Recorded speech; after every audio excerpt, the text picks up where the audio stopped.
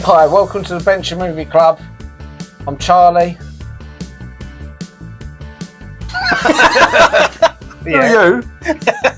Adam. Okay, that's Adam. And Adam's back to talk about Beverly Hills Cop from 1984, which was directed by Martin Brest, who also done Scent of a Woman and Midnight Run, and it's produced by Jerry Bruckheimer and Don Simpson. You know them, didn't you? So obviously they've done things, or Bruckheimer done like Top Gun, Con Air, Armageddon, Don Simpson, The Rock, Bad Boys, Flashdance. Don Simpson actually died in 96 though, age 52. Heart failure caused by a massive overdose of cocaine. Oh, I bet you had fun then. At least he enjoyed himself. Yeah, he died happy, I suppose. Yeah. Yeah, that's it. So, thanks for listening. Ad, what's the film about? It's about a young cop who's from Detroit, and he goes to visit his mate comes to visit him, and he finds out his mate's in a bit of trouble, and ends up his mate gets killed in his apartment, and then he goes on a bit of a rampage to try and find out who done it and why, and that's why he ends up going from Detroit, where he's a cop, to Beverly Hills, hooks up with Judge Reinhold and what's Taggart's name in real life? John Ashton. Yeah. Hooks up with them two, becomes sort of, it's like a buddy comedy, isn't it? It is a buddy comedy, really. I like it because it's an action, They're like it's a thriller, yeah, and it's a comedy. Yeah. You know?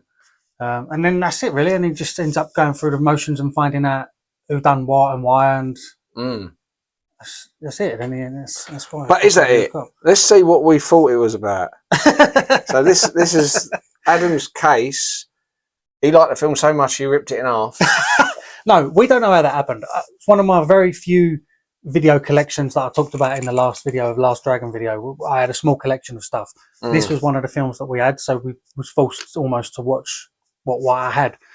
Don't know how it ripped. We don't know how it ripped, but we basically one day recreated the bits that was missing. Yeah. And on the back, you've got even more missing. And we made up the blurb. And do you remember how we done that? One line at a time, innit? Yeah, we took one line at a time, but we was allowed to read what the other person had said. So, like, I was like, yes, reading off of yours and making it. So if you read it, right, let's see what it says. This is the official. Eddie Murphy, Golden Child. What's that first one? Because it's tracks. I think it's just because to see his sergeant. Something? I don't know. Okay, Eddie Murphy. See his sergeant get killed badly. His sergeant, what? He doesn't. Right, accompanied by his wit and Judge Reinhold, they fight to the death. Eddie sticks a banana up in the air and. What? Okay. Eddie sticks a banana up in the air and hopes he can eat it. He hopes he can eat it when he gets up. Eddie's gun is so big, he keeps it. Oh God! Right. Have you not read this before now? I haven't read it for ages. I haven't read it since like at least a few years. Eddie's gun is so big he keeps it at home. His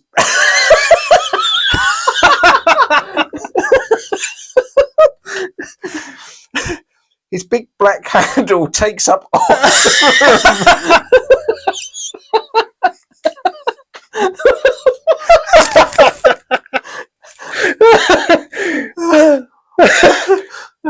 One day Eddie looks in the mirror, pictured left.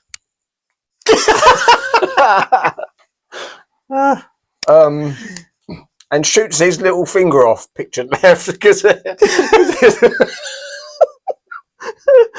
so stupid. Eddie knows. You read it. I can't read it. Right, read so he shoots his little finger off. Eddie knows he has cancer in his...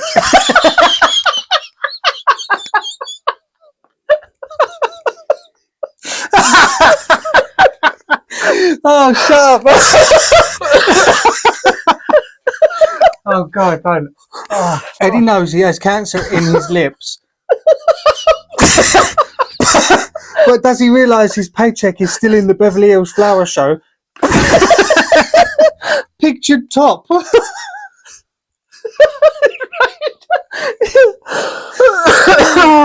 Oh, God.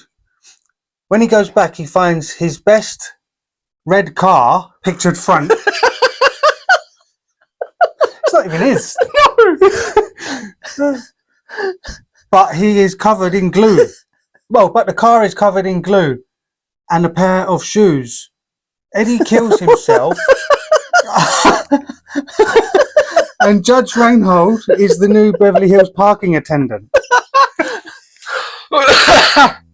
Wait, what did we say there? So, language, frequent, strong. Sex, nudity, some. Violence. Axel Foley kills men. And other, get thrown out of a window. Yeah.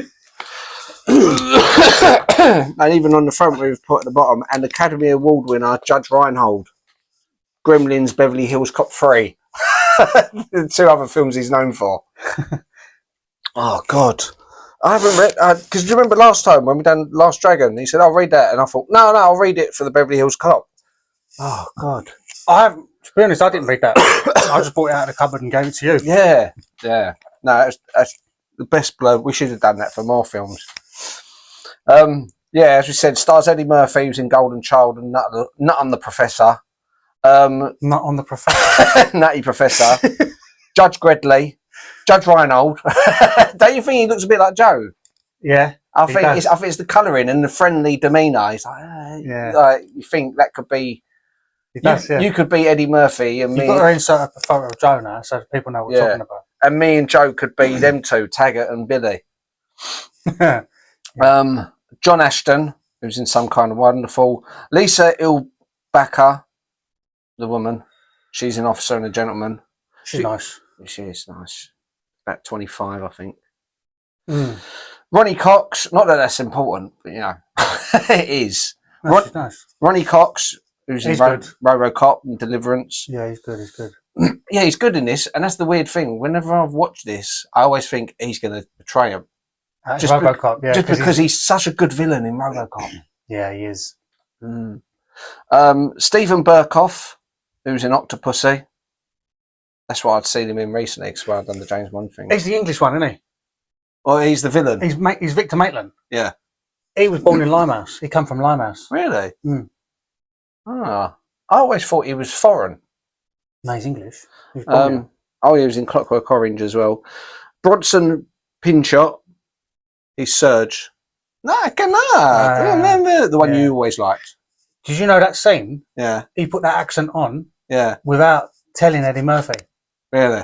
So the reaction from Eddie Murphy when that first happens, it's real, and he just plays along with it. Yeah. He never knew that he was going to do that. Some of the best stuff in this, I think. You can tell he ad-libs a lot, Eddie Murphy, isn't he? Oh yeah. Well, he was a comedian first, wasn't he? So yeah, and done all Saturday Night Live. This was the first film that he got top billing though, because I've got Trading Place up there. See, Dan Aykroyd, Eddie Murphy. Mm. So it's the very first film that he got top billing. Yeah. But it was the first of 7 Eddie Murphy movies to open #1 in the box office. How old was he in that? Do you know? You told me, didn't you? 22? I think he was 21. Wow. Crazy. So young. Crazy. What confident. Performance as well. I mean, and the funny thing is as well, he doesn't look 21. Mm. You think when you're looking at him, looking at him now, he's like 27. Talking about his ad-libbing, the bit where, because he's quite a clean person. You know, he doesn't even drink coffee. And then one day he was flagging a little bit and someone gave him a coffee. And that's when he done the scene where he's doing about, these guys are super cops. They should have capes. He's making it up at the time. And if you can see, John Ashton has his hands in his pockets and he's pinching himself really hard because he wanted not to laugh. Because obviously he didn't know what he was going to come out with next. The only reason that they were at a strip bar was because they were tailing me and I went to this place. Now, these two officers were sitting outside wondering what I was doing. I wasn't having a good time. I'm into things like that. Anyway, these guys waited outside, and the only reason that they came in was because they saw two suspicious-looking gentlemen with bulges in their jackets going into the place. Well, it turns out that these guys were going to commit a robbery, sir. These men watched them, waited for them to make their move, and then they foiled the crime. I did not know what was going on. I was watching the show, having fun. I'm still freaked out by it. You must have a sixth sense. I don't know what you teach these fellows, but they're not just regular cops, okay? They're super cops. And the only thing missing on these guys are capes. Yeah, that Bronson Pinchon, he's in True Romance. You remember him? He's the one who gets all the cocaine on his face. Oh, yeah. Yeah. Yeah. Paul Reiser, who's in Aliens. Yeah, who's he in it? This is I know. Yeah. Yeah, so he's at the very beginning, isn't it? And then he's trying to help Eddie Murphy. I thought. Yeah, he's good. Yeah. And also you got Damon Wayans in it. Is he? Yeah, from Last Boy Scout, yeah. He's the guy who gives him the bananas. No, he's the tall gay black guy, yeah. God. It was only when I was watching it last night, I was like, oh, yeah. Of course, I know that face, definitely. That was his screen debut, and he was there on Eddie's suggestion, because originally it was going to be a potato in the tailpipe. But for that, they had this whole scene where Eddie Murphy then goes into the kitchen and tries to scam a potato. And because of time and money and all this stuff, they said, well, why don't we just make it banana? Because it's easier for someone to get hold of a banana. And they couldn't have done the potato glasses, could they? No. It's such a random thing. They've gone to the effort of making this sort of banana thing. Sellotaped it on and put it in his pocket. Yeah. I know, but that's what blokes are like, though, aren't they? It's like... I know. You know what else I like? I like his T-shirts in it. I like Eddie Murphy's T-shirts. It's only last night when I was watching it. I like the cut of them. Because T-shirts now always end up here, but these ones end below the elbow. And I remember I bought a T-shirt in Japan, which I really liked, and that was sort of a different cut to the usual standard cut. It's 80s, just 80s through though, isn't it? You know, the cars, even that red Merc. Yeah. On pictured front. the fashion, the music. Oh, the soundtrack's good. I think, yeah. The soundtrack's brilliant. The score actually won a Grammy for Best Album for original score. Yeah, I'm not surprised. It was Oscar nominated for a Best Screenplay, the film, and at the Stuntman Awards, it won Best Vehicular Stunt for Eddie Dono, which I assume is the bit at the beginning with the lorry smashing. Yeah, it's got to be. It's a big smashing the big action scene, isn't it? Smashing the fuck out of all those cars, like bam, bam, bam. That's how I drive my bus when I'm in a rush. Eddie Murphy passed on Ghostbusters to do this as well. No, I didn't know that, but I'm glad he did. I'm glad he did. I mean, I love Ghostbusters. I think he would have been great in it, but I'd rather Ghostbusters be slightly not as good as it could have been, and this exists because originally Beverly Hills Cop, I think at one point they had Mickey Rourke was attached because he was like an up and coming actor, so they wanted him. Well, originally it was going to be Sly Stallone, wasn't it? Yeah, and well, that's it. When Sly Stallone was involved, and he didn't like those. One of the writers kept adding comedy elements. He's going, no, I don't want it to be a comedy. I want to change his name to Cobra-Retti. Basically, the film Cobra, he wanted it to be that. Yeah. So he tried changing it too much, and in the end, I think he just pulled out, or they said no, and they got Eddie Murphy in. But you couldn't have. I loved this film as a kid. This was one of my favourite films. It still is one of my favourite films because it's just such a good film. Yeah. It's not forced either because, like, I started watching part 2 immediately afterwards because I always liked part 2. Top Poo is really good. 3 is shit, and the latest one is shit. Yeah. Shit is the worst film I've ever seen. Yeah. The thing is though, when I watch part 2, it seems a bit too polished. What I like about this one, it's got those grimy scenes which they shoot around Detroit, which apparently the director had to have a police escort to just shoot the scenes and then approach the people and ask to sign release things. We just filmed you, can we have a release thing? But the comedy and everything is sort of like, it's not forced, it's just Eddie sort of saying some, and it's not like as if he's going for an obvious joke. he's not trying too hard. So it's like when he pulls up the car, like that was an improv line because no, when he parks up outside, originally he just parks outside of I don't know if it was a restaurant or a hotel, I can't remember, about halfway through the film, and he's got a valet. Originally he just gets out, gives the keys and goes inside, and the director said it's a bit dead, that bit, say something. So when he gets out he goes, I'll park it somewhere nice because all this shit happened last time. Yeah. And but it's a genuinely funny line. Whereas I think later Eddie Murphy would have sort of hammed it up a bit too much. He'd be like, I don't want to do this. I don't want to do this. And he's gone on too much. And I find with part 2, like, you know, it's like he's trying to recreate it, and it just seems like a too polished in a way. Well, it's because they've got a bigger budget. It's sort of, you know, they're going into it now with like on the back of the first one, so it's just natural, isn't it? It's what happens with films. Yeah, I mean, look at Terminator 2 compared to Terminator 1 and things like that. Yeah, exactly. See, Terminator 1's better. Yeah. But see, like his jacket in part 2, he's got that Detroit one, and that's the end one. His de facto jacket afterwards. So the other films, whereas I like that this kind of one. It's just very casual. He's not got to have an identity to it, you know. No. Nasty Girl was suggested by the stripper in the scene. That was her song that she liked dancing to. So she said, we should dance to Nasty Girl. Of course, written by Prince. And the Paramount executives greenlit the sequel on the very first viewing of the first one. So when they do the private screening, let's see the first cut. They went, brilliant. Make part 2. And you know the bit, this is something else I noticed last night, but it's only when I was looking up trivia I noticed it.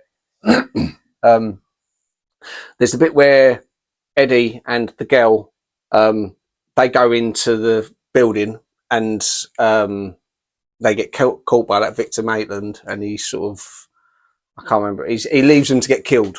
You know, rather than kill them, he goes, you won't be my problem anymore, and walks out or something. He says something to her. Is he German?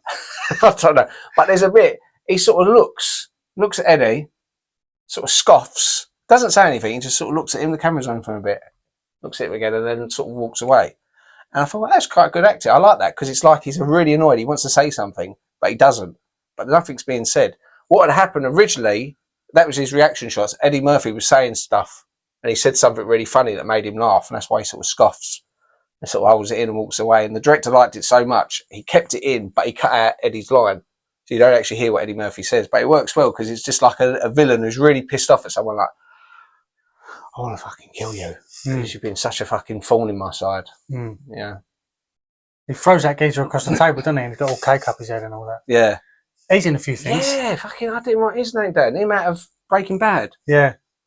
Mike. Yeah, that must be Mike's first thing. Must be. One of. Yeah.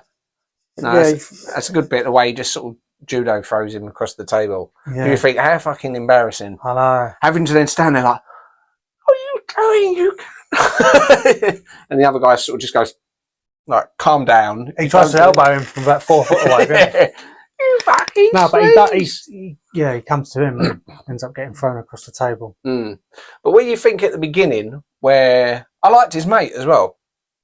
I don't think I wrote his mate's name, but I liked their relationship because you only see him in a couple of scenes, but you believe that they're mates. Yeah. What's he been in? He was in some stuff as well. But like, there's a scene in it where he goes, why didn't you ever grass on me? He goes, but you know, because I love you. I thought, that's really nice. It's not sort of over the top thing, but apparently the execs didn't like it. They was like, oh no, because it's a bit gay. That's it. James Russo. He's in Not a Stranger, Django Unchained, Open Range, The Ninth Gate, Tulsa King. So that's the Stallone series. Yeah. Pig Killer. Kick Pillar. So he's in a load of shit, really. I mean, what has he really done?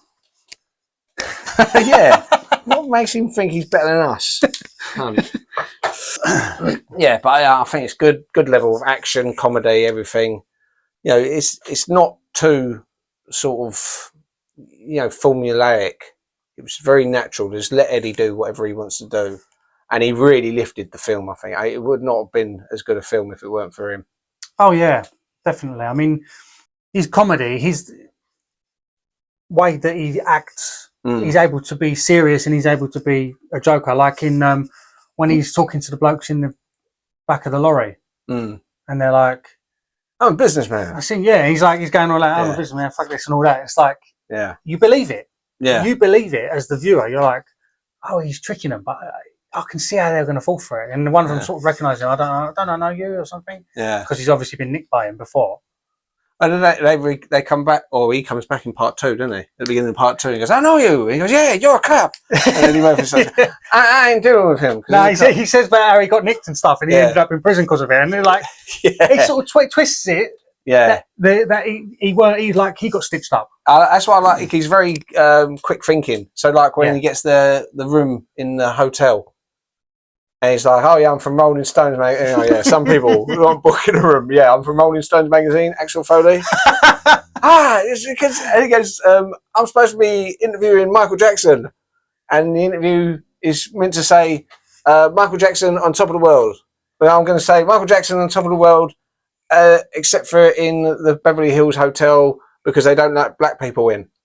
And you think it's so funny, it's so quick how he does it. And you see the people start panicking. "Oh, no, yeah, there's a room for you. Get him at a discount." Although, do you know how much that was? So the hotel room, which they give as a standard room. They said the price, didn't they? And they go, $235, they say. $235 a night. Yeah. Which, adjusted for inflation, is $630. So you look about £500 a night. Yeah, but the old bill, they pay for it in the end anyway, don't they? The old bill. The old bill. Yeah, it was all right, Axel, we'll pay for this. Don't worry about it, mate. Geez. All right, Geez, you go, have a couple of dressing gowns. Yeah. Oh, the other thing, see the strip joint? Obviously, he spots the 2 guys, doesn't he? So he's in there. You think, what kind of people rob a strip joint? Bit of a random thing, isn't it? I know. I suppose there probably would be a bit of cash in there. Yeah, but I mean, it is a random thing. But there's so many people around you, so many like sleaze, and also strip joints aren't known for being run by reputable people. It could be some dodgy gangster person. No, definitely. Yeah. And they go in there, and go, "You stand over there, I'll stand there." Go, "Right, everyone, pull a gun out." He's so panicky, that man with the blonde hair. It's like he's probably taken like a load of speed or something. I like how he approaches him like, "Yeah, man, I know you. Get back, man. Get back. Phil. Yeah. No, it's wicked, that bit. And how he tries to lie with the super cop bit, but Taggart always tells the truth, doesn't he? Yeah. His moral compass is strong. Don't watch the latest one. Don't watch the latest one. It's shit.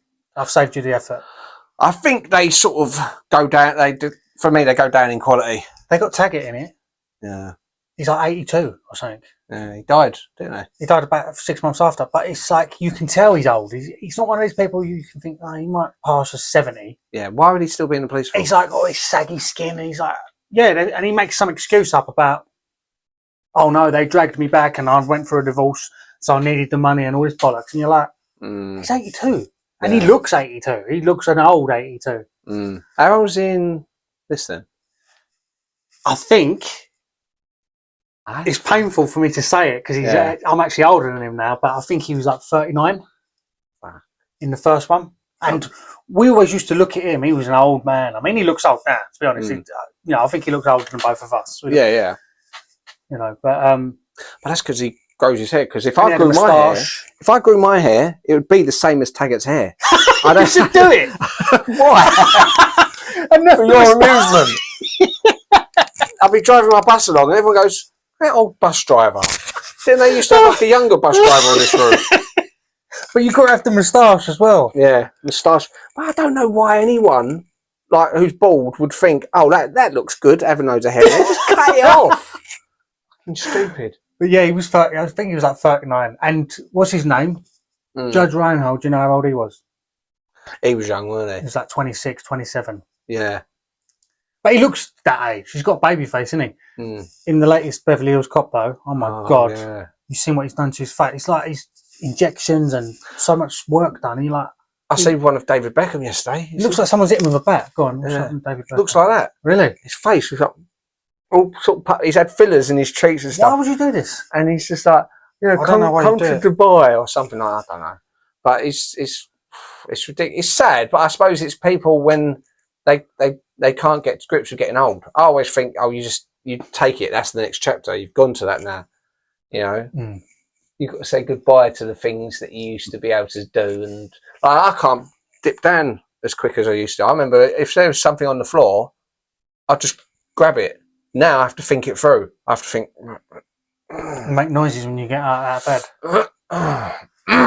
Oh, fucking hell. Oh. What about his boss in it? Oh, he was a real cop, wasn't he? Was he? Yeah. He was, because I think when they were scouting. He plays a good part, doesn't he? They were scouting the police stations and stuff, and he was an actual sergeant. Really? And they liked his characters, how he was so much. They said, would you do a small part in the film? Because he's only really done the Beverly Hills Cop films. That's the only time you see him. But he's so naturalistic. So you imagine that's probably how he actually was. Yeah, he's a good part. I like him. In real life, the amount of people he probably told to turn in their badge and shit. Turn in your badge. He does well. If it wasn't actually an actor and that was his first thing, he does a great job. I think. Especially keeping a straight face, like when Eddie Murphy's making up all the lines. What does he say about his arse? So because he says the dude's gonna chew my ass off. He said, "Don't listen to him. He's still got a great ass." Oh yeah, he says he's got a great ass, but when he walks away, the camera pans on his ass, doesn't it? Yeah. And he's got his really tight trousers on. Yeah. I always notice that. Yeah. Yeah. There's so many great little characters in it. And you think it's amazing. When you watch it, like when I was watching it yesterday, you think like Serge. He's only in it like a couple of scenes, literally like 2 scenes. He says, but he's immortalised in film now. I mean, like everyone knows him for that part. He can go to all the conventions and it will have Beverly Hills Cop main star Serge. Yeah. Originally, that was going to have 2 sort of people running the art thing, and after they auditioned him, director liked him so much they gave him all the lines pretty much, and they said, "No, we're going to make it one person." The other person you see briefly is the one with the top open. And he goes, "Do your shirt up. It's not sexy. It's not sexy." Oh. And he says it's not sexy. It's animal. Yeah, that's what he says. It's not sexy. It's animal. Yeah. No, he's really funny in it. And even let's say Paul Reiser, he's only in the beginning, isn't he? It's like a couple of like one scene pretty much, following Eddie Murphy round. Yeah. Same in number 2. He's only in it bits and pieces. Yeah, part 2 doing he tells him favours and stuff. Drive my car about or something like that. Yeah. But it's what I don't like about sequels, when they take something. What rating is it? Oh, it's 15. Yeah. When they take an original product. Oh, sorry. All right, Mungo. I'm just wondering if it was 15 on that as well. Well, yeah. Yeah, these all say 15. However, that would have been that says 12 there. When they're released on DVD, then they put bits back in, but they cut bits out so that they can get a lower rating in the cinema. They do all this. This is why they show things like, they'll say American Pie, the rude version, because when they show it in the cinema, they cut loads of it out. And you think, just so they can get more people in there. Yeah. You know, The Heat Is On. Who wrote that? Oh, I can't remember. Glenn Frey. Glenn Frey, that's what I was going to say. He's from the Eagles. Yeah. Yeah. No, I only found that, I mean, I knew it was him, but I only found out that he was in the Eagles a few years ago. Like, I put 2 and 2 together. Okay, because one of my favourite bands back in the day. Is he the one who's dead now? I'm not sure. I can't remember, one of them's dead. But he was one of the lead singers with Don Henley, wasn't he? And when you listen to it, you go, oh yeah, now you know. When you put them facts together, when you listen to that, The Heat Is On, you can tell that he's... You can hear it once you've heard that. Definitely. The theme tune is just so recognisable as well. Yeah. I mean, if you could call it the theme tune, would you call that tune that runs all the way back? Yeah, I think it's now called Axel F, because remember they re-released it, didn't they? The frog. God, yeah. This shit. Yeah. I can just leave the tune. It's perfect as it is.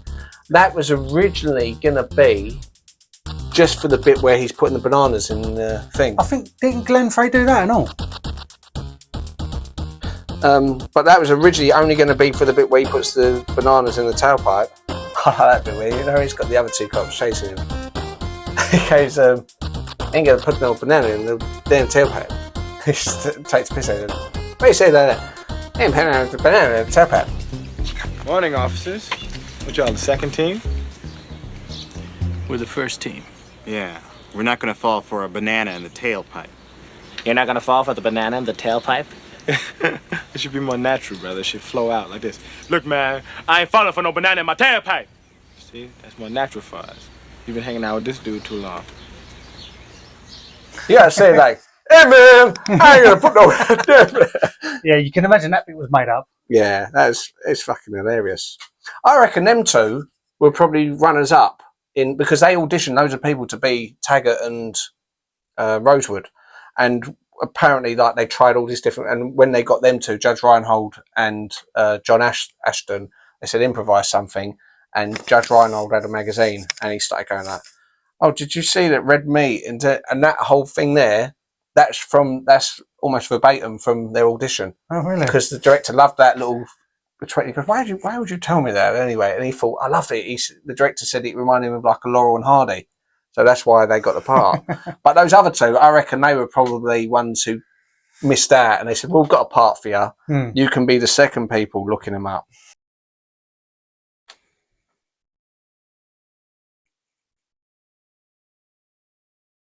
Got Robert De Niro face. Oh, it's Jenny, innit? Jenny. Her name Jenny? You should start breathing like that. My Robert De Niro face. What did I do? When you why would you Skinny, show me that? skinny blonde. I don't like skinny blondes.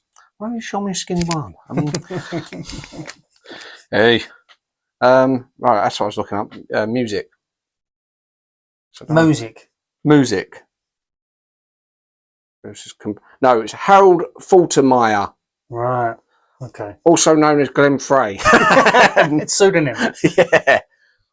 Yeah, but I mean, getting back to that, that's such a iconic bit of music now. Yeah. And this is why it don't work for the sequels, because I mean, part 2 can get away with it, but it's such an 80s thing, you know. Like when I watched that Axel F, which you made me watch. Well, you said, "Oh, just watch it. It's terrible. Watch it," and I watched it anyway. What's the latest one, part 4? Oh God, yeah, no, yeah. But the reason why I wanted you to watch it, just because of how shit it was, and I wanted you to confirm it for me. I mean, I knew it. Terrible. I watched the beginning of it, and as the ice hockey, and I knew what was going to happen. It's got the chump sort of assistant. I thought Eddie's on a thing, and he's going to go try and give him one. He spotted him. And some bollocks like that. And it was so. It's like, why bother watching 2, 3, or 4? Well, you can just watch the first one again. If you really want to watch Beverly Hills Cop again, just watch that, because the stuff that's added in like the sequels. I like 2 personally. I think it's got its own identity. Yes, it's more polished. It's a bit later, but it's still in the 80s. For me, it's still good. 3 was really bad. Yeah, 3 was in the theme park, wasn't it? 3 was bad, and the latest one. Part 3 was originally going to be in the UK. I don't even know why they done it, to be honest. Money, probably, as usual. Of course, yeah. No, it's dog shit. What I was going to say about her, the reason I was showing a picture of her, I like her, but I also thought she was a bit of a liability. Because it's like when it's got him, Rosewood, and her in the car. And they all. Yeah. Quote him on that. No, but it's in that particular. There's a bit earlier when he comes into the Galleria. The Galleria. The Galleria. What's his name? Maitland. Victor Maitland. Yeah. Victor Maitland goes into the art gallery and it's like, "Oh, you know this Axel Foley?" And she's like, yeah, I know him. Have you seen him? Yesterday. Oh, and she thinks she's not doing real covering up. I'd forgot all about that. I thought she's scared of him because she knows he's like but I would have just gone, "Oh yeah. I see him yesterday. It's weird. He was asking about you. I mean, fuck him. I don't like them." Yeah, but the thing is, then there wouldn't have been a film, would there? That's just like saying, why didn't Axel Foley get run over by the lorry in the beginning? Because he was hanging in the back. He could have that's all he swung does. out to the side in the director's cut, and the lorry comes along and smashes into him. That big action sequence, start rolling up. He does nothing, does he? He just hangs there. It's not like he slows the lorry down, putting his feet on the floor or anything like that. True. He literally gets chased, they get away, and then they pull guns on him. "Axel, we should have known it was you." I do like his laugh though. Yeah. That laugh is so. She takes the piss out of him at one point, doesn't she? Yeah. Yeah, I only noticed that last night, funny enough, when he laughs and she goes, and he starts laughing again. So I think she improvised that. Yeah. But no, the bit when they're going to go, when he says, because Judge Reinhold's, Billy's supposed to take him to the city lines or something. And he goes, come on, Billy, we're going to go to this, talks him into it. And he goes to her because she's got the keys to get in or something. So he's like, give us the keys. And she's like, you think I'm going to let you go in there? I want to know what happened to Michael or whatever his name is. And he's like, oh, okay, come in. But you think in real life, right? Now you think of the toughest bird you know, all right? And you think, and she's like, no, I'm coming in there with you. You go, look, stop fucking about. I'm trying to be incognito. I'm going to sneak in there. Don't need you. Clip clop, you fucking heels. Fucking getting all indignant about things. Look at how dirty this place is. So they go in there. She does nothing. All she does is get captured. So they get her and they fuck off with her, and that's why they have to go to the. Oh, of course, yeah, okay. Well, you wouldn't have a film. That's what the whole point of it. They go in there to save her. But yeah, the typical fucking 80s villains.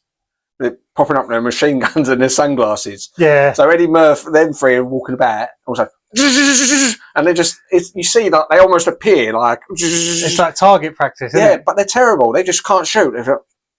Yeah, I know. And then they just get shot. Oh, next one pops up. I'd stop popping up. I go, fucking hell, they're good shooters, aren't they? I threw something. But then I'll be jabbing you in the head going, get up! I don't want to. You do it. I'll be behind you poking the barrel of my gun in the back. No, you can go that holding the back leg. Hello! Don't shoot me! Yeah. No, Yeah, it's but good yeah, scene at love the it. end. Great film. It's a perfect sort of 80s action comedy. Like you said, it's so much to it. It's like there's the thriller aspect because it Yeah. goes all serious at points, like in that warehouse. That's a completely serious scene. Yeah. You know, they've just discovered the coffee grounds and the cocaine underneath it, Yeah. and Victor Maitland and all his crew turn up, and it's like, Yeah. shit, there's no comedy at all. There's, you know, Yeah. they're beating him up, aren't they? They're punching him in the stomach and stuff, taking turns bashing him up. Yeah, I mean, it's. Well, and also the beginning bit is quite traumatic in a way because his mate, even though his mate's a criminal, and that's the other thing I like. I like the fact that he has got a bit of a dodgy past. He's not just like a cocky cop. You can obviously, he's done something dodgy and his mate took the rap for him. Well, this is what I think though as well, right? Wasn't he trying to get a load of cigarettes for himself, or was he actually on a bust? I don't know. This is what you don't know, do you? Because it made me think, and I started getting nuts. You know, like when Owen Wilson's going, "Oh, what are they doing here?" Kind of thing. Yeah, I don't know. You don't know because he doesn't say. I think things were allowed to be a little bit more dodgy then. Yeah. Another thing I noticed, and it only sort of now that I think actually that's a bit too far. When Taggart punches him in the stomach, now they're arguing, and Taggart punches him in the stomach. When he was a kid, didn't blink. He just thought, oh, well, that's how it is. And then he comes out and makes him apologise. I apologise. Would you like to press charges? And Axel's sitting there, no, that's not what we do. Now, at the time, we all agree with Axel. But now you think, actually, you can't go about punching people because you've argued with them. You know, imagine like you're at work and like another like driver or another person you work with's come up to you and goes, I'm doing that one. You went punched him in the stomach. You'd be out of a job.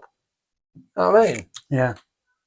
So snowflakes now. The 80s was a good time, wasn't it? It's a better time.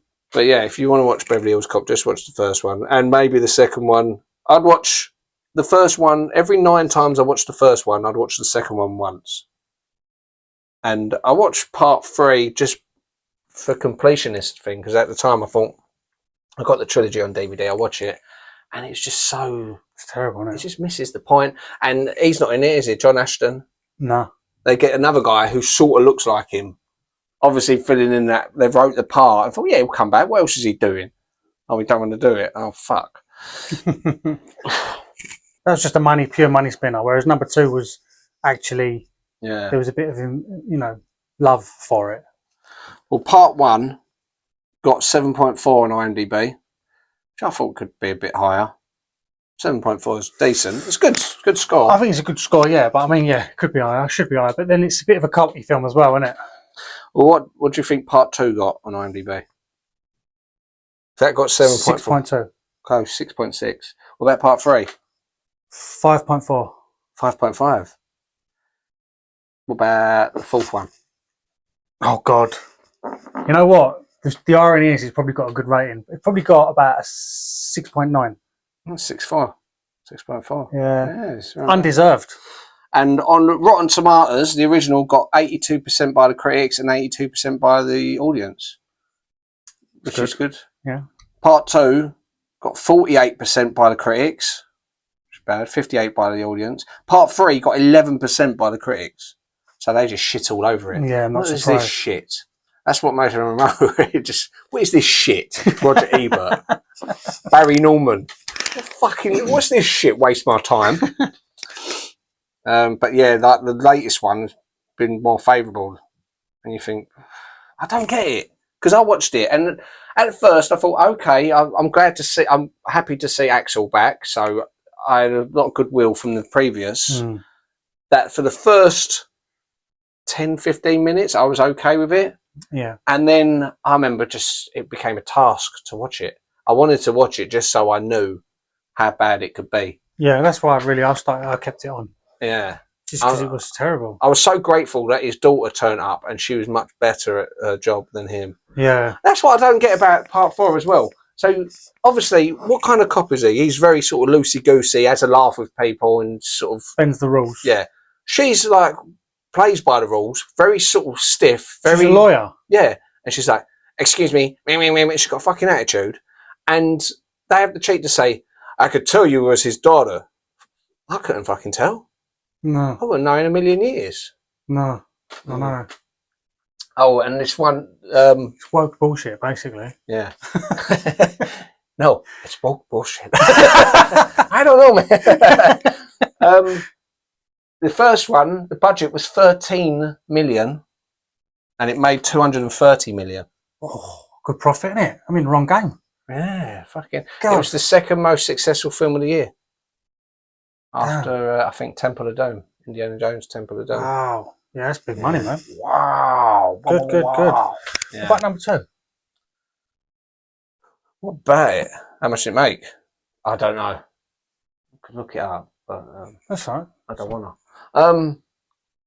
I'm guessing Part 2, the budget would probably be about 3 times as much at least, because they made so much. They went, fuck, if 13 million got us 230 million, let's give them twice as much and we'll have 500 million. But it don't work like that.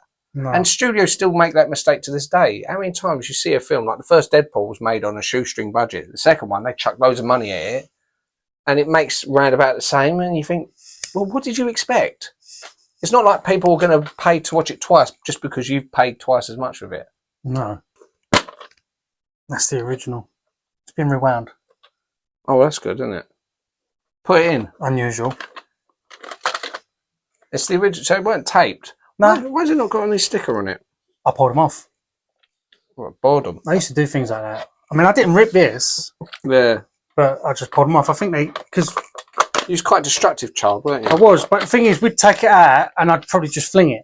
And doing that all the time, the stickers end up getting ripped and stuff. So that's what happened to the front cover, probably. I took the sticker. I don't know what happened to the front cover, honestly. You know what I think might have happened to the front cover? It sounds like something silly, but you know, like when... No, I know. Sorry. Yeah. So that's what happened. See what's happening to this now. Yeah. So the plastic always used to peel back and end up expose the paper, and where they'd be rustling about and bashing up. Yeah. Paper ripped. So, that's just who you probably were more like as a child. You think, oh, watch it. There you go. Fuck off. yeah, I just. Whereas I was always keeping things in the box and keeping the papers neat. I like the toys. Do you remember? Like we both got that little Freddy Krueger toy. Oh, sorry. And I think day one you killed him, or so you shot him with your rifle or something. I used to put my toys in the road and let cars run them over. I was like the kid from Toy Story. Yeah. I always used to say it. I remember I see Toy Story, that's Adam fucking burning them and putting them together and stuff. Yeah. Whereas my ones would still be in the box. Going, I could play with him in the box. Yeah. And I'd sell them like 30 years later. Yeah. For like £3 profit. I go, oh, it was worth it. I know. Keeping it in there. Yeah, I used to shoot him with my pellet gun. But there, that Freddy Krueger one, as I said, we got that down Whitechapel, and you killed him on the first day. My one I sold on eBay about 5 years ago, just with a bunch of shit. I didn't get much for him, but I just... No. Well, it was a fake. They weren't labelled as Freddy Krueger. No, Nightmare Goblin or something like that. Nightmare Demon. Yeah. Yeah. But it was in the pound shop, wasn't it? Yeah. This ain't nothing to do with Beverly Hills Cop. That doesn't matter. People like to know. Yeah, but yeah, Beverly Hills Cop, good. Rest of shit. Good film. Yeah. I loved it. Next week, I'm going to watch one of Adam's all-time favourite films, Beaches, starring Ben. Funny enough, I had that on video, but it was my mum's. Yeah. No, Ben picked Beaches. Bette Midler. Say that 5 times in a row, fast. Ben picked peaches. Ben picked. You said peaches. Ben picked beaches. Ben picked beaches. Ben picked beaches. Ben picks peaches. Yeah, no, it's a good film from what I remember. Yeah, it's alright. If you want to cry at your knob, Bette Midler and her mate. Yeah. So yeah, thanks for watching. Bye-bye. Bye. Bye. Bye-bye.